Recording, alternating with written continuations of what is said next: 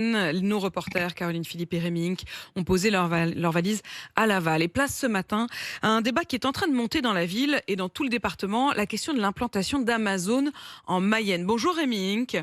Bonjour Rémi, Apolline. vous êtes en direct de Laval pour RMC. Amazon avait abandonné son projet d'implantation près de Nantes et un élu local de Mayenne veut en profiter pour accueillir le géant américain. Ça ne laisse personne indifférent. Oui, c'est clair, discussion passionnée ici. Tout est parti d'un tweet, loin d'être anodin, un tweet de Yannick Borde, maire d'hiver droite de Saint-Berthevin, une commune à l'ouest de Laval. Il explique que l'agglomération a le profil parfait pour accueillir cette plateforme Amazon.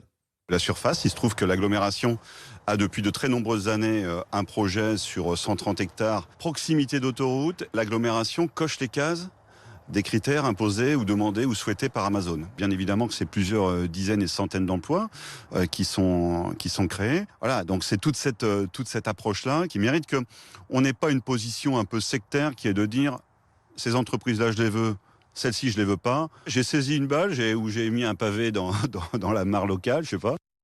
Voilà, ici à Laval, c'est le sujet du moment pour les politiques, Apolline. Sujet sensible, le maire d'hiver gauche de Laval et le député socialiste Guillaume Garot ne veulent pas d'Amazon. Ils l'ont rapidement déclaré, mais ils n'ont pas voulu nous le redire clairement au micro hier, par exemple. Bon, alors nous sommes allés voir Europe Écologie Les Verts, qui est dans la majorité à Laval. Solène Ménager en est la porte-parole en Mayenne. On nous vante la création d'emplois, sauf que déjà, on n'arrive pas à pourvoir les emplois qui sont vacants en Mayenne. Et en plus, chaque emploi créé par Amazon, ça en détruit 2 dans nos commerces locaux. L'entrepôt Amazon, ça représente 25 terrains de football en termes de surface. Je trouve ça aberrant. C'est quelque part aussi 2 sociétés qui s'affrontent en fait. Une société où on souhaite un retour à des circuits beaucoup plus courts et vertueux, et à un monde capitaliste du toujours plus, de la croissance à tout prix, qui n'a pas compris dans quel étau on se trouvait en termes environnementaux et en termes sociétal. Et Rémi, qu'est-ce qu'ils en disent du côté des commerçants ? Eh bien, ce sont les premiers concernés. On pourrait les imaginer contre. Eh bien, pas forcément. C'est assez surprenant d'ailleurs. On a rencontré Béatrice Bordeaux, la présidente de l'association des commerçants de Laval. Elle n'est pas inquiète. Amazon fonctionne déjà. Ils ont déjà leur public, leurs clients.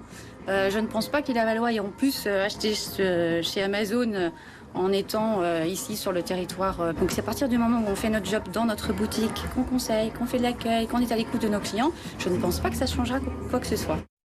Alors, il y a quand même une crainte de ces commerçants. Le taux de chômage est très faible ici. L'arrivée d'Amazon, ça voudrait dire beaucoup de gens embauchés et donc moins de main-d'œuvre pour les entreprises de Laval qui ont déjà beaucoup de mal à recruter. Ah, franchement, pour une fois qu'on s'inquiète d'emplois créés, honnêtement, ça veut dire qu'à Laval, ça va plutôt bien. Merci Rémi Inc.